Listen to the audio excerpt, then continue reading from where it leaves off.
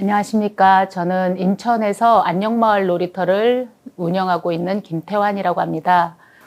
성인기 자립과 마을 공동체라는 제목으로 제가 살아가고 있는 이야기를 말씀드리도록 하겠습니다. 2019년부터 동구 하수동에 안녕마을 놀이터라는 단체를 만들었습니다. 이 단체는 장애인과 비장애인이 어우러지며 지역에서 살아가는 마을 공동체를 만들겠다는 뜻으로 시작을 했고요.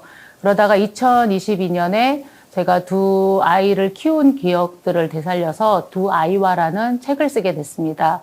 그 책을 쓰면서 아이들이 자라는 모습을 돌아보고 그리고 지금 안녕마을 놀이터에서 같이 활동하는 이야기를 들려드리도록 하겠습니다. 저희 아들들이고요. 28살 지적장애를 가지고 있는 청년들입니다. 올해 인천대공원에 가서 두 아들과 봄나들이를 하면서 찍은 사진입니다. 28살이고 자립을 했다고는 하지만 여전히 엄마인 제가 많이 돌봐야 하는 상황에 있죠. 학교에 갔던 어린 시절들을 잠깐 돌아보도록 하겠습니다. 2004년에 학교에 들어갔고요. 이거는 이제 가족 여행을 강화도로 간 사진입니다. 사진에서 보시면 아시겠지만 두 아이가 아주 천방지축인 아이였습니다.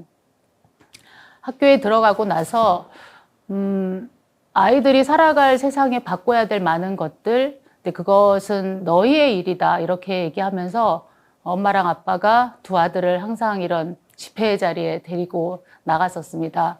그래서 그때는 인천통합교육 부모회라는 단체를 만들고 장애 차별 철폐의 날에 이런 투쟁을 했었고요. 그러다가 2005년에 인천시 교육청을 방문한 일이 있었습니다. 그래서 통합교육, 특수교육의 현실들을 얘기하고 좀 좋은 방향으로 요청을 했었는데 그때 너무나 그 특수교육에 대한 생각이 없는 그런 부교육감님의 면담을 하면서 저희가 교육청을 점거했었습니다. 이 사진은 저희가 한 달간의 교육청 앞에서의 투쟁을 마무리하고 13개 조항에 대해서 교육청과 협의를 하고 마지막에 환호하는 장면인데요. 앞에 보시면 여기 머리를 깎으신 교사도 있고 예비교사도 있고 어머니들도 있고 장애인 당사자분들도 계십니다. 저기 멀리 그림의 오른쪽에 보시면 까만 창문이 보이실 거예요. 그 창문이 저희가 교육청을 점거했다가 그 창문으로 다 끌려 내려와서 깨어진 창문입니다. 여기 이제 앞에 보시면 제일 왼쪽에 휠체어를 타신 분이 있는데 이분이 박기현 씨라고 이때 저희가 교육청에서 투쟁할 때 매일 나와서 함께 해주셨습니다. 이분에게 왜 매일 나와서 우리와 함께 해주시느냐 이렇게 물어봤을 때 본인은 제대로 된 교육을 받지 못했다. 그래서 우리의 후배들이 교육을 잘 받았으면 좋겠다라고 말씀하셨습니다. 이분은 2006년도에 활동지원 투쟁이 있었을 때 열심히 싸우셨고 2007년도에 간성역에서 투신을 하셨습니다. 그리고 2012년에 그 활동지원 제도가 법제화 되었었는데 지금 저희들이 장애인 활동지원 제도를 쓰면서 그럴 때마다 그 법을 만들기 위해서 이렇게 싸우셨던 당사자분들을 기억해야 되지 않을까 이렇게 생각을 하고 있습니다.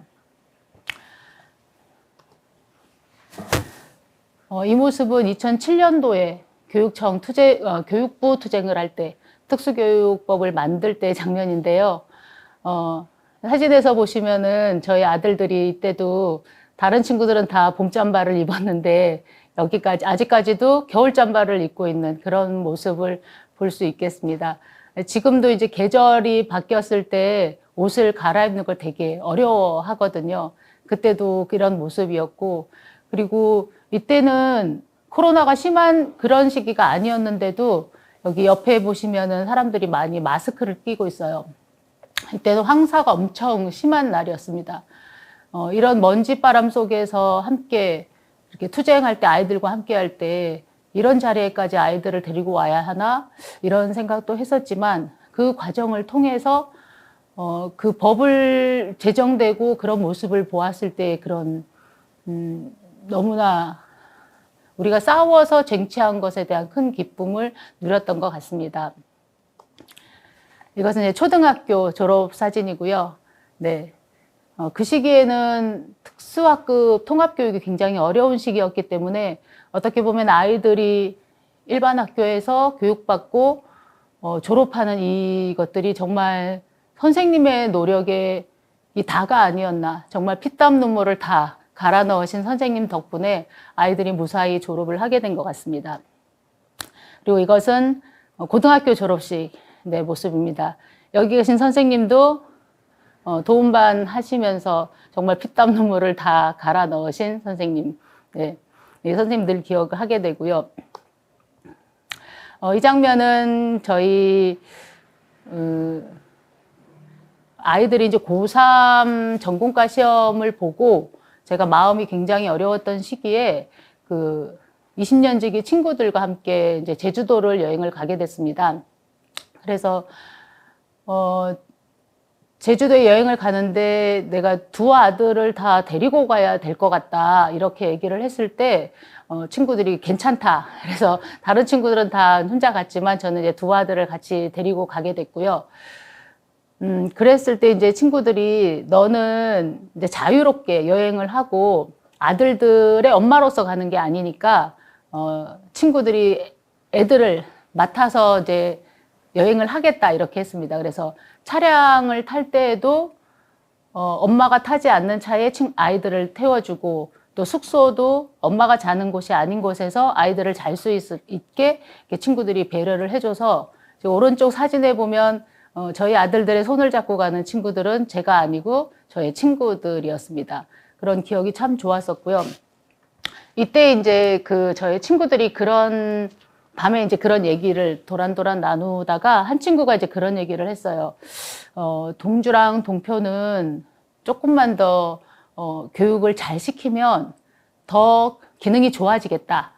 이런 거를 좀 더 시켜보면 좋겠다. 이런 얘기를 했었는데 그 이야기를 듣고 있던 옆에 있던 친구가 야, 그럼 너는 너의 아이에게 영어 공부도 조금 더 시키고 수학 공부도 좀 더 시키고 그러면 서울대 가지 않겠냐? 이런 말을 했어요. 그래서 그 순간 우리 아이들은 우리 아이들의 대로 최선을 다하고 있고 나도 지금 최선을 다하고 있구나. 그런 의미로 받아들였습니다. 그래서 그때부터 사람들이 우리 아이들과 나를 최선을 다하며 살아가고 있다는 걸 인정해 준다면 편안하게 그리고 더 열심히 살아갈 수 있겠구나 이런 생각을 하게 됐고요. 그래서 제가 이제 어디를 가든지 이 두 장의 사진을 보여주는 것은 엄마와 아이들만이 애써서 살아가는 세상이 아니라 그 모습을 따스하게 바라봐주는 이런 친구들이 있었기 때문에 살아가는 힘이 되지 않겠나. 그래서 이 사진을 꼭 보여드리고 있습니다. 그래서 이후로 이제 아이들이 성인이 되는 것이었는데요. 성인이 되면서 제 마음속에 이렇게 계속 신념처럼 이렇게 가지고 있었던 것이 그 전에 선생님들한테 많이 배웠던 것들. 그 중에서 이런 내용들은 여러분들에게 다시 한번 말씀을 드리고 싶습니다. 자립은 서로 돌봄입니다. 모든 인간은 서로 돌보는 관계입니다. 장애인만 의존하지 말자는 것은 이상한 이야기입니다. 장애의 경중에 상관없이 지원받으면 독립할 수 있습니다. 이런 말들을 제가 교육을 받으면서 우리 아이들의 기능이나 생활 태도나 이런 것들을 바꿔내기 위해서 의사소통 능력을 높여주기 위해서 그것을 초점으로 맞춰서는 굉장히 어렵다라는 것을 느꼈었습니다. 이 친구들의 의사를 들어줄 수 있는 그 말하고자 하는 것을 들어주려는 다른 사람들의 노력 그게 더 필요한 상황이 아닐까. 그래서 제가 이제 아이들을 밖에 데리고 다니면서 우리 아이들을 남에게 보여주는 것은 그분들이 우리 아이들을 보면서 배우는 것이 있을 것이다. 이렇게 좀 생각을 하게 되었습니다. 그래서 그거에 연결해서 자립은 의존하지 않는 것이 아니라 의존할 것을 선택할 수 있는 상태라고 합니다. 장애인은 너무 의존하는 게 아니라 의존할 게 부족하기 때문에 자립이 어려운 겁니다. 잘 의존하는 삶이 필요합니다. 그래서 우리 아이들이 자기가 필요한 것들을 지원받는다면 장애의 경중에 상관없이 지역사회에서도 살아갈 수 있지 않을까, 그런 기대와 마음을 품었고요. 여기 마지막에 나오는 잘 의존하는 삶, 교육받으면서 이것도 제가 들은 이야기인데, 인류의 시점을 딱 잡을 때 그 기준이 되는 것이 뼈가 부러진 사람의 그 화석이 뼈가 붙어 있는 그 화석을 발견한 시점, 그것부터 인류라고 얘기한다고 하더라고요. 왜냐하면 그 뼈가 부러졌던 흔적이 있었다는 것은 뼈가 부러져도 그 사람이 죽지 않고 뼈가 붙을 때까지 살아 있었다는 것. 그래서 연약한 자가 죽음에 이르지 않고 같이 살아갈 수 있었다는 건 그 사람을 버리지 않고 함께 이동해 준 그 사람들이 있었다는 것이고, 그게 바로 인류의 시초다. 이렇게 표현을 하시더라고요. 그래서 우리 아이들이 장애를 갖고 있다라고 말하고 있지만 그것을 함께, 그 장애를 함께 나누어 줄 수 있는 사람들이 있다는 것, 그게 중요한 것이 아닐까. 그래서 그런 사람들을 만나는 것이 참 중요하다라는 생각을 했었습니다. 그래서 아이들이 이제 어른이 된 이후에 성인기가 되면서 고등학교를 졸업하고 나서는 정말 아이들이 갈 곳이 없었습니다. 그래서 고3 졸업하고 전공과 시험을 봤었는데 그 전공과 시험에 둘 다 떨어지면서 전혀 갈 곳이 없는 늘 산 모자가 집안에서 어찌할 바를 모르고 있는 그런 시기였었는데, 마침 이제 장애인 자립생활센터에서, 울림장애인 자립생활센터에서 일주일에 한 번씩 이런 요리 프로그램이나 비누 만들기 프로그램을 만들어줬습니다. 그래서 이런 걸 참석할 수 있었고, 그 자립생활센터는 사실 지체장애인 분들이 많이 운영을 하시기 때문에 발달장애인 친구들의 프로그램을 만들어주거나 하는 그런 기관이 많지를 않았습니다. 그런데 이제 인천에 있는 발달장애 지원센터에서는 발달장애인에 대해서 이렇게 배제하지 않고 그 분들이 발달장애인 프로그램을 이렇게 만들려고 확보를 하려고 하셨고, 자조 모임을 하려는 노력들을 많이 해주셨어요. 그래서 그런 기회에 저희 아이들이 참여할 수 있었습니다. 그렇지만 이제 그래도 정규적으로 갈 수 있는 그런 공간이 매우 부족했고, 이런 프로그램도 이제 뭐 1시간, 2시간 이렇게 진행하고 있어서 학교를 졸업한 이후에 갈 곳이 없는 그런 상황들이 계속 되고 있었습니다. 그래서 지역사회의 각 여러 단체들을 제가 이제 다니면서 특히 그런 문화 활동이나 이런 것들을 좀 할 수 있는 걸, 장애인을 위한 그런 프로그램을 좀 해줄 수 있느냐, 이런 걸 이제 제안을 하면서 다니고 있었는데, 그러다가 서구 민중의 집에서 우리 동네 목공방이라는 이제 협동조합을 만든다는 말씀을 들었어요. 그래서 이제 여기를 가봤는데, 이날 발기인 대회를 하면서 그분들이 딱 얘기를 하시는 거예요. 우리 협동조합은 수익금을 사회 환원을 한다. 그리고 그 번 수익금으로 그 장애인을 취업시킨다. 그런 모토를 딱 말씀을 하시더라고요. 그래서 저는 이 협동조합을 만든다는 얘기를 듣고 그냥 목공 프로그램이나 좀 취미 활동이나 아이들이 좀 참여할 수 있으면 좋겠다, 이렇게 생각을 했었는데, 그 수익금을 사회 환원하고 발달장애인을 위해서 쓸 것이며 그 돈으로 발달장애인을 취업을 시킨다고 하니까 너무 새로운 시각이었어요. 정말 그게 지역사회에서 가능할까? 이런 생각을 하게 됐는데 이 협동조합이 어떻게 발전할지는 뒤에 부분에 가서 말씀을 드리겠습니다. 그리고 그 시기에 고등학교를 졸업하고 그 부모연대에서 진행하는 미래계획 설계 학교가 있었어요. 그래서 이제 어머님들이 모여서 참석을 해서 공부를 하고 성인기에 우리 자녀들을 어떻게 나아가게 할 것인가. 그러다가 이런 미래계획 설계 학교를 공부하고 우리 아이들이 이제 자조 모임을 만들었습니다. 그래서 왼쪽의 모습을 보면 이제 8명의 친구들이 자조 모임을 그때 이제 고3 끝 무렵에 시작을 해서 지금 벌써 8년째 계속 자조 모임을 하고 있고요. 이제 오른쪽은 그 자조 모임 친구들이 올해 제주도 여행을 갔습니다. 그래서 그 모습을 보여드리고요. 네, 처음에 그 자조 모임 할 때는 선생님 두 분이서 계속 아이들에게 어떻게 자기 의견을 표현하고 함께 논의하고 결정할 것인가 이런 거를 계속 함께 하셨는데 이제는 거의 8년째가 되니까 자기의 의사를 표현한 능력 굉장히 성장했고요. 그리고 이제 이 제주도 여행을 가면서도 선생님 한 분이 이 친구들 다 인솔할 수 있는 네, 그렇게 되었고 그래서 여기에 있는 친구들이 자기 회의한 내용들을 서로 전달하는 그런 역할도 맡고 뭐 회계 처리 역할도 맡고 그러면서 정말 많이 자기의 역할들을 수행해내는 모습을 보여줬습니다. 그러면서 이제 지역사회에서 살아가는 것이 굉장히 필요할 것 같아서 저희 아들들을 이제 1인 거주인으로 만들면서 이렇게 그 만석동에 있는 집에서 혼자 사는 연습 네, 그런 과정들을 하게 됐습니다. 여기에서 이제 지금 만석동에 산 지 7년 정도 됐는데 이사를 한 3번 정도 했거든요.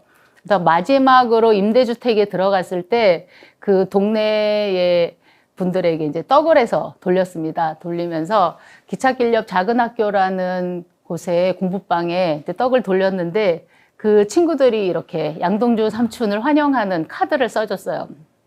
그래서 이 카드를 서로 모르는 관계이지만 삼촌은 떡을 주고 우리 아이들은 이런 카드를 적어주면서 이 카드를 저희 아들이 그 쇼핑백에 탁 넣어서 지금도 벽장에 잘 보관하고 있거든요. 그래서 마을에서 환영받는 그런 모습이 아니었나라고 생각을 합니다.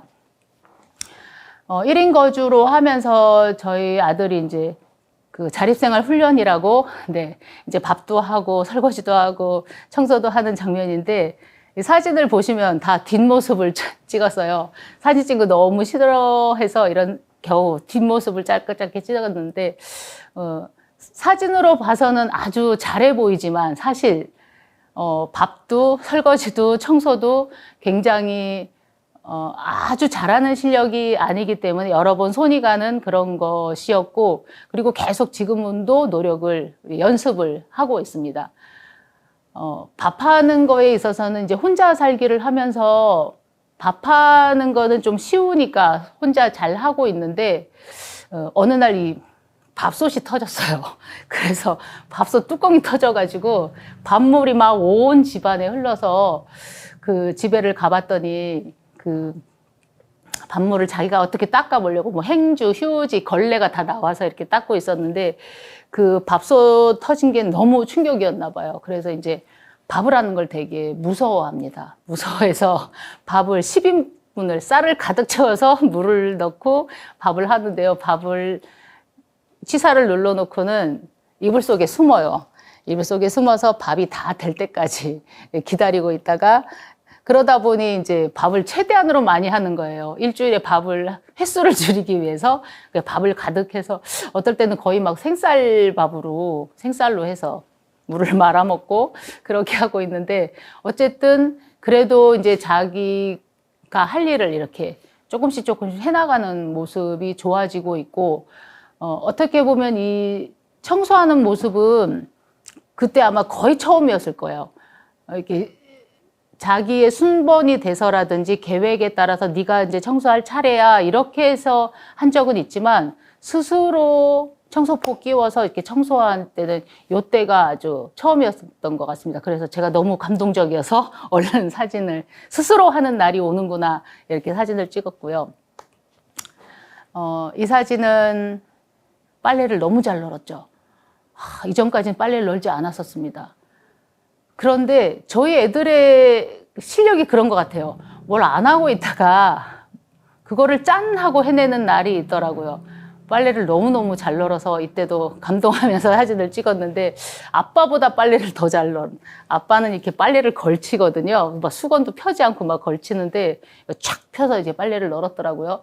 물론 그 이후에는 또 빨래를 안 넣는 그렇게 되긴 했지만 어쨌든 할 수 있다는 걸 보여준 날이었었고, 지금은 이제 혼자 원룸에서 살고 있는데, 임대주택 원룸에서 살고 있는데, 이게 매일 빨래를 해서 매일 걷어서 이제 넣는 연습을 하다 보니까 겨울이 되면 이 옷이 마르지가 않아요.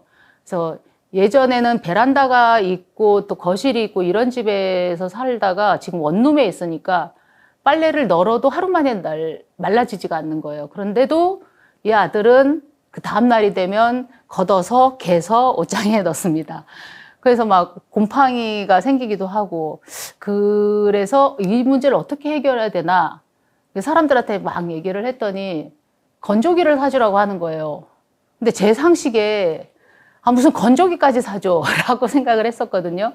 그런데 결론은 건조기를 사주는 게 좋겠다.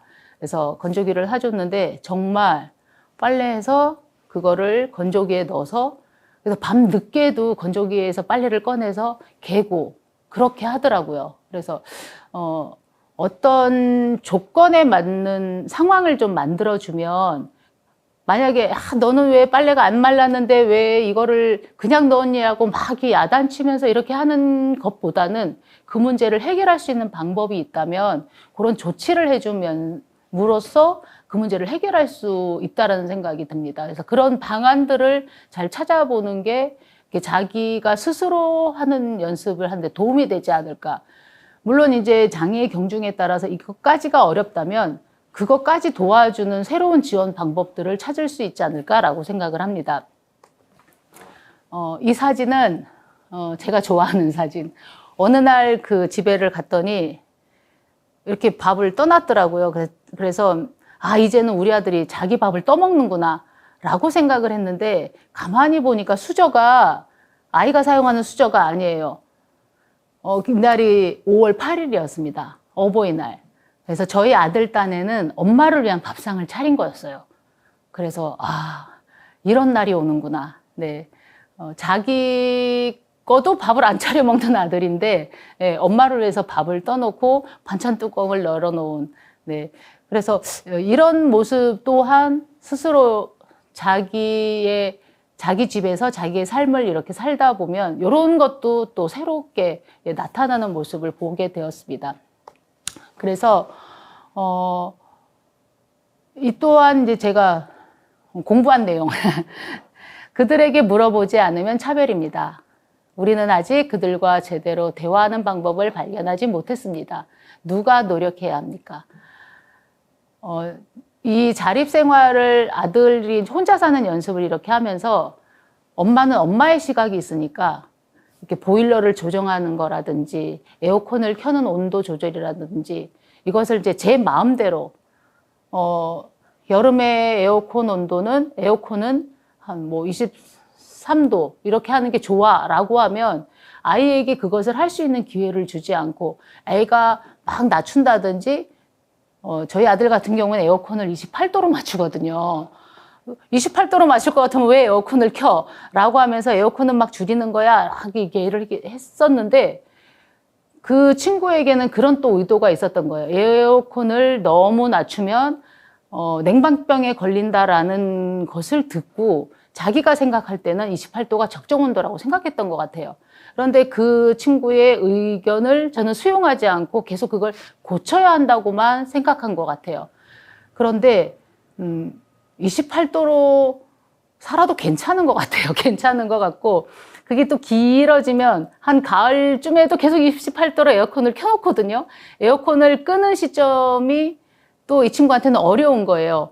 그런데 가을쯤에 28도는 괜찮더라고요. 그래서 그 자립생활을 하면서 자기의 생활 가운데 보일러 온도를 맞추거나 뭐 화장실에 환풍기를 켜거나 끄거나, 저는 항상 켜야 된다고 하지만 아들은 그 소음 때문에 싫다라고 생각한다면 안 할 수 있는 권리. 그래서 자기의 의사를 이렇게 표현할 수 있다는 건 너무 중요하고, 그렇다면 그 소리를 우리가 들어줘야 되지 않는가라는 생각을 합니다.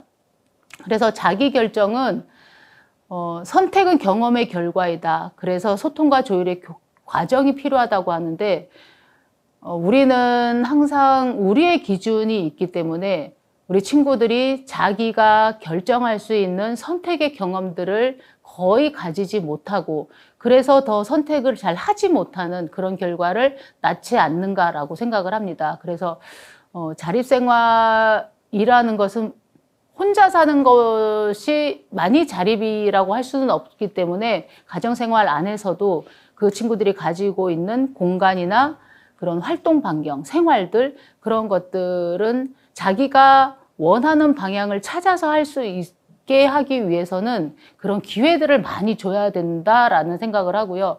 그러기 위해서는 가정 내에서 공간이나 환경을 분리해 주는 것도 중요하지만, 이제 어른이 되면 집 안에서 분리하기가 어렵기 때문에 저는 항상 성인기가 되면 가정에서 아이들을 내보내라 라고 계속 얘기하고 있거든요.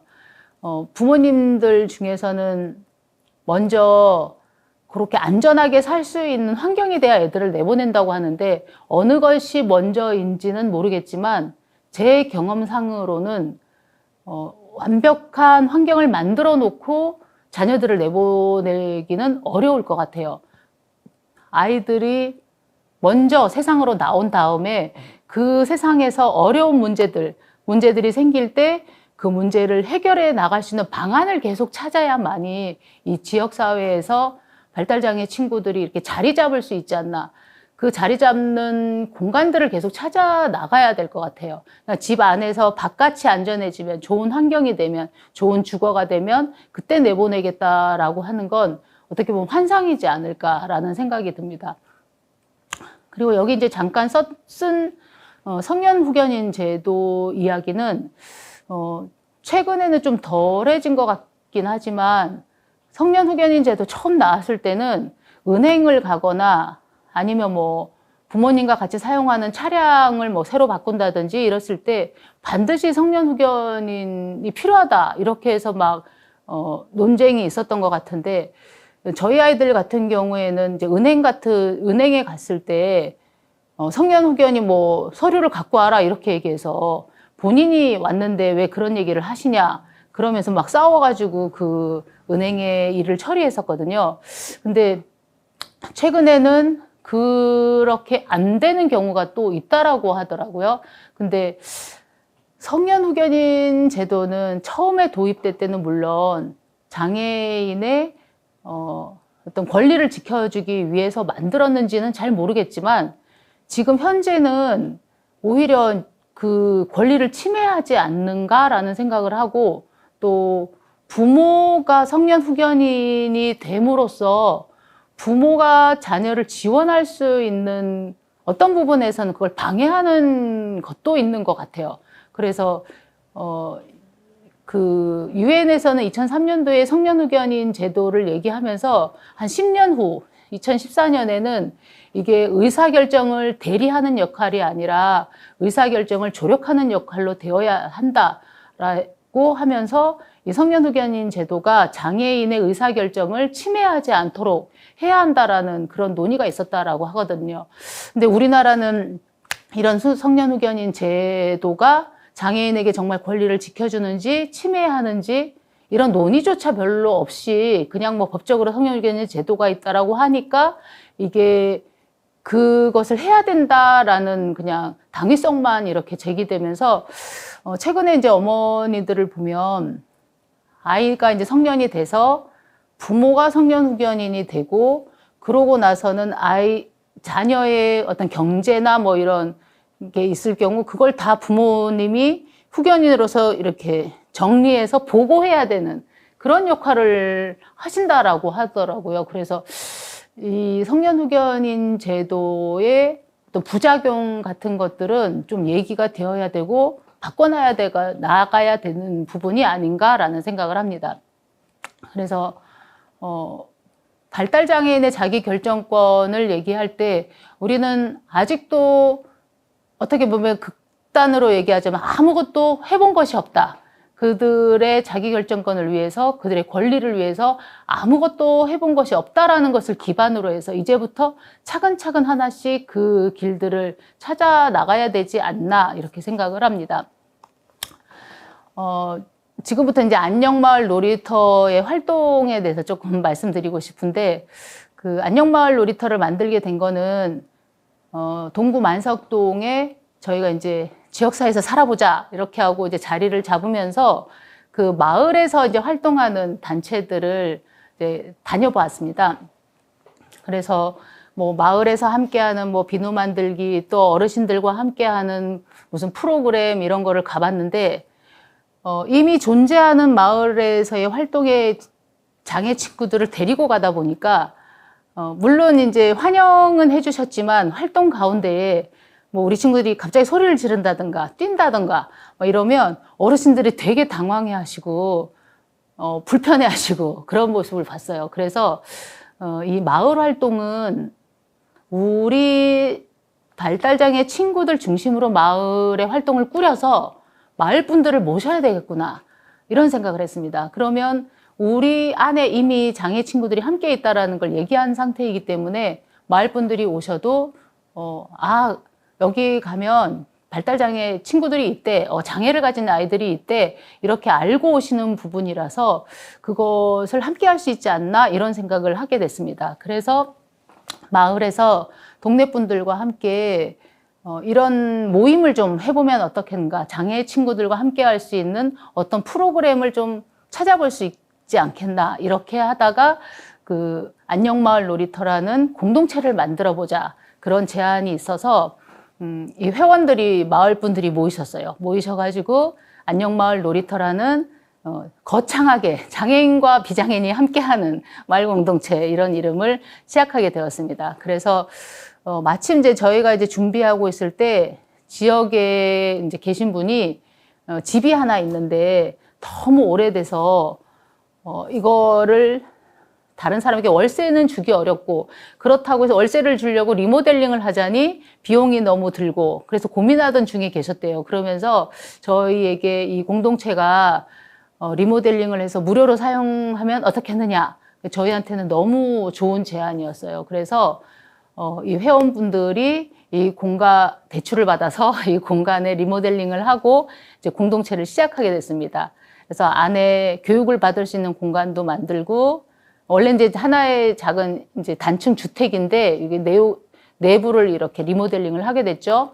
그리고 이렇게 책방도 만들고 그러면서 공간이 생기니까 여러 가지 일들을 할 수 있게 됐어요.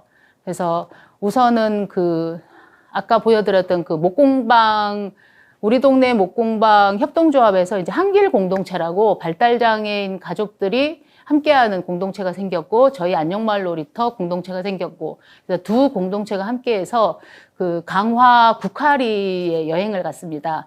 여기에서 이제 여기를 갈 때는 뭐 지역의 청년들도 함께 이렇게 가면서 하나의 큰 여행을 통해서 마을 주민들과 함께 할 수 있는 그런 이제 시작이 되었죠.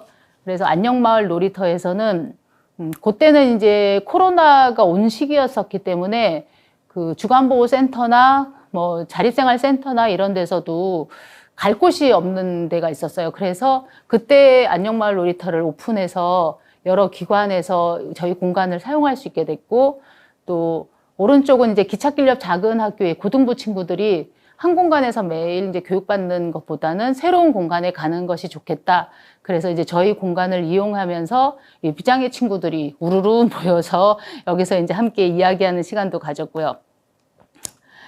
그리고 이제 이 공간 안에서 그 주간보호센터 친구들을 초대해서 마술로 하는 인권 그런 교육도 했었습니다. 하고 또 조부모 교실을 열어서 동네의 어르신들 모셔가지고 이 공간에서 함께 공부하고 그리고 이제 방학 기간에는 그 초등학생들 프로그램을 하게 됐어요. 그래서 처음에는 사실 저희도 물론 이제 발달장애 친구들과 함께 하면 좋은데 이때는 저희도 조금 자신이 없었어요. 그래서 초기에는 그냥 마을에 비장애 초등학생 친구들과 함께 방학 프로그램을 했었고요.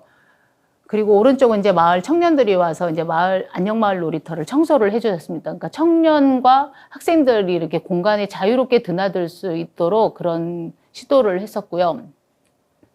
그리고 이제 학교폭력 예방 교육이라고 해서 이제 중고등 학부모들 대상으로 이런 교육을 하면서 그 학교폭력 관련해서는 장애 친구들도 학교 안에서 가해자가 되기도 하고 피해자가 되기도 하고 그런 문제들을 어떻게 잘 해결할 수 있을까.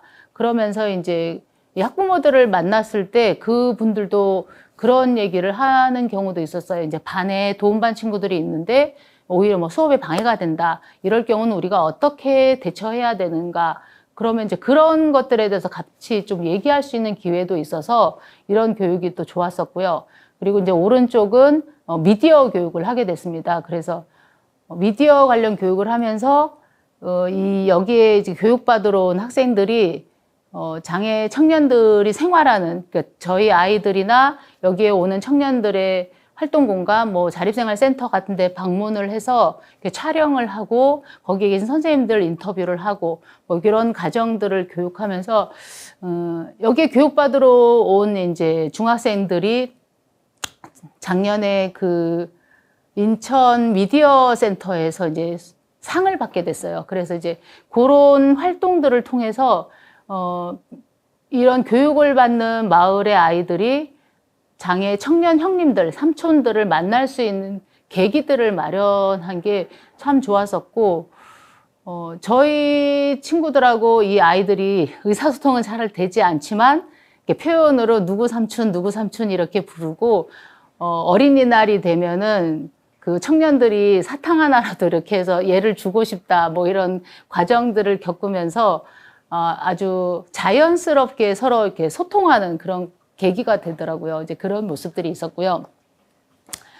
그러다가 이제 작년 가을에는 저희가 이제 드디어 이 공동체 안에서 장애 관련으로 이제 교육을 받게 됐습니다. 그래서 이제 조력자 교육이라고 해서 마을 분들에게 이렇게 홍보를 했죠. 이제 장애 청년들의 자립하려는 장애 청년들과를 어떻게 조력하면 좋을지를 이제 우리가 교육을 한다. 이렇게 해서 꽤 관심 있게 이제 그 마을 분들이 참여를 해주셨어요. 그래서 이분들과 함께 공부를 하고 이분들과 이제 장애 청년들을 만나게 하는 그런 계기들을 마련을 하고 그래서 이때 이제 오신 김영수 선생님이나 황승욱 선생님이나 이분들이 또 저희가 생각하는 것보다 더 발전적인, 더 진보적인 그 발달장애인이 왜 지역에서 살아야 하는지 그리고 어떻게 살아야 되는지 이런 교육을 해주시면서 그 마을 분들도 그냥 장애인은 도와줘야 될 존재, 뭘 도와줘야 되지 이렇게 질문했던 것이 본인들의 삶을 이렇게 돌아보는 계기도 되시고 나는 정말 행복하게 살고 있나 그때 이제 황승욱 쌤이 그런 말씀을 하셨어요. 장애인 분들을 도와주려고 생각하거나 그분들을 행복하게 살게 해주고 싶다는 마음이 있다면 그러면 조력하는 우리 스스로는 정말 행복한가?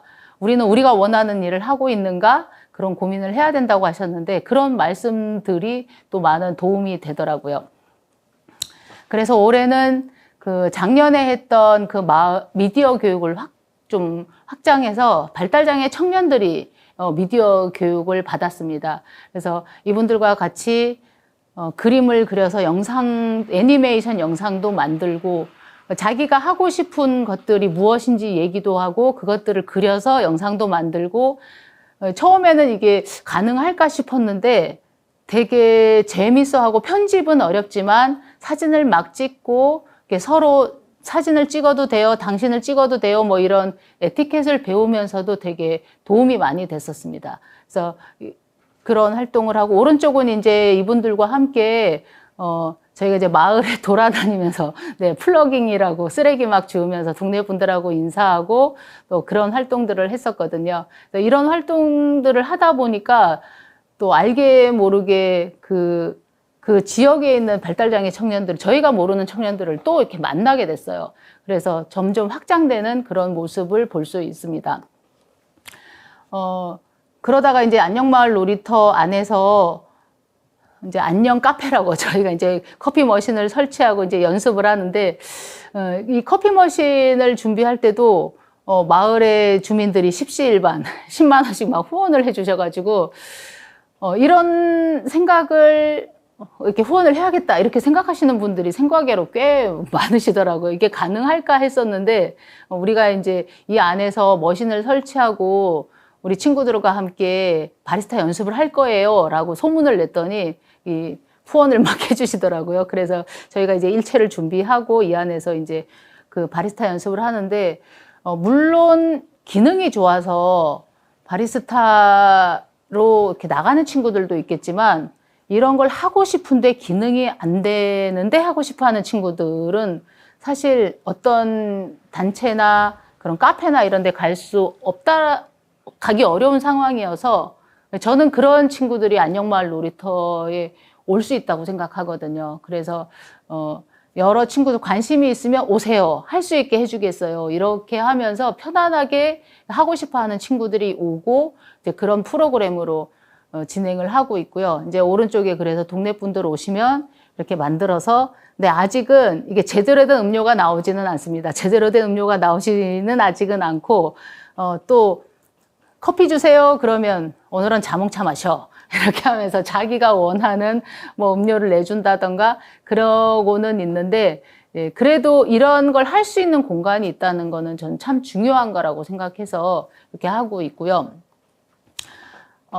아까 이제 말씀드렸던 우리 동네 목공방 협동조합, 이제 거기는 지금 어떻게 진행되고 있냐면 매주 토요일 날 이제 저희가 목공 작업을 하고 있습니다.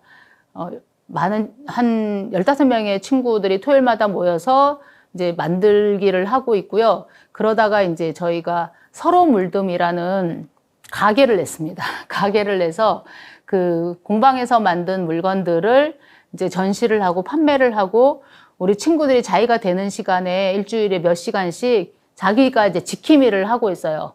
그래서 이런 자기 공간으로 생각하고 있고, 그날에 오는 그 친구는 그 자리의 사장님인 겁니다. 양 사장님, 또 뭐 허 사장님 이렇게 해서 자기의 공간처럼 운영을 하시고, 또 그러면은 동네 분들이 자연스럽게 들어와서 만나고 이야기하시고, 예, 그런 공간이 될 수 있었고요. 이 공간을 마련할 때도 우리 동네 협동조합 여기 제일 앞에 계신 우리 조병아 선생님께서 내가 돈을 좀 모아놨으니 이 가게를 얻고 월세를 내겠다 이렇게 얘기를 하셨어요. 세상엔 그런 분들도 있더라고요. 그래서 이제 우리 엄마들이 그렇지 않다. 월세는 그 협동조합에서 내주셔도 이제 여기 얻는 보증금은 우리 부모들이, 물론 우리 자녀들이 이제 장애인연금 받으면서 모아놓은 돈도 있고, 그러니까 여기에 투자를 같이 하자.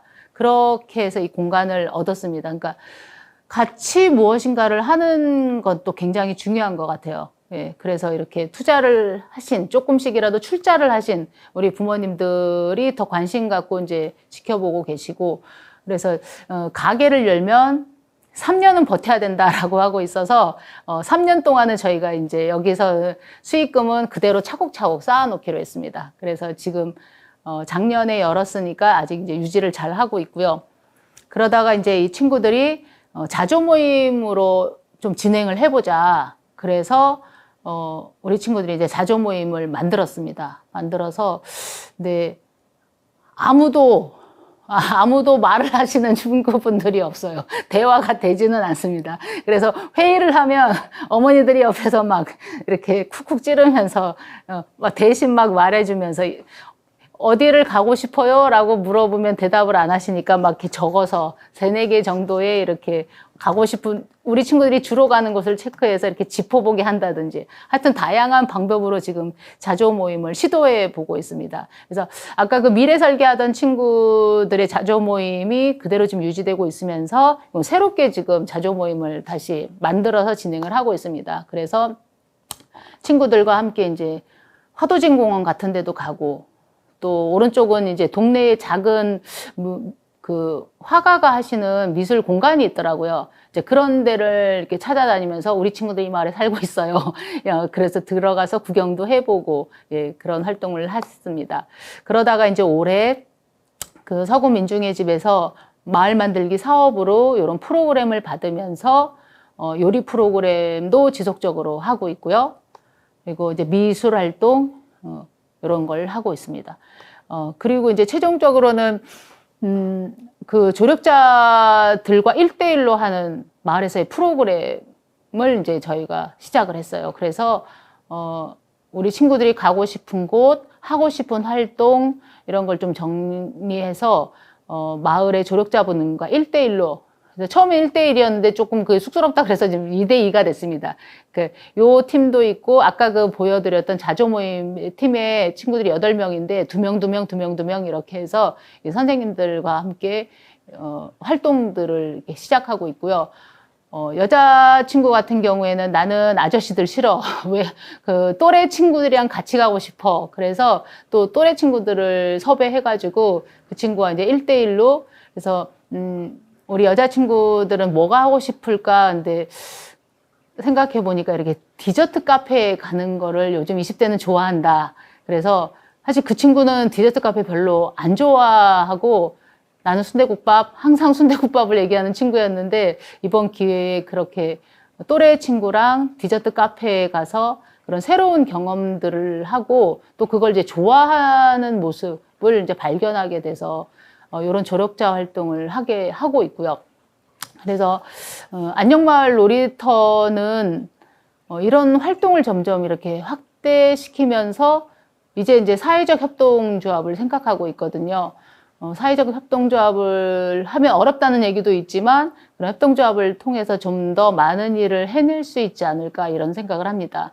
그래서 물론 장애를 가지고 지역사회에서 살아간다는 것이 쉽지는 않지만 그래도 지역사회에서 살아가는 것이 가장 좋은 방법이라고 생각하기 때문에 그러면 그 안에서 어떻게 자리 잡고 살아갈 것인가 하는 거는 부딪히면서 하나하나 찾아가 볼 수 있을 것 같아요.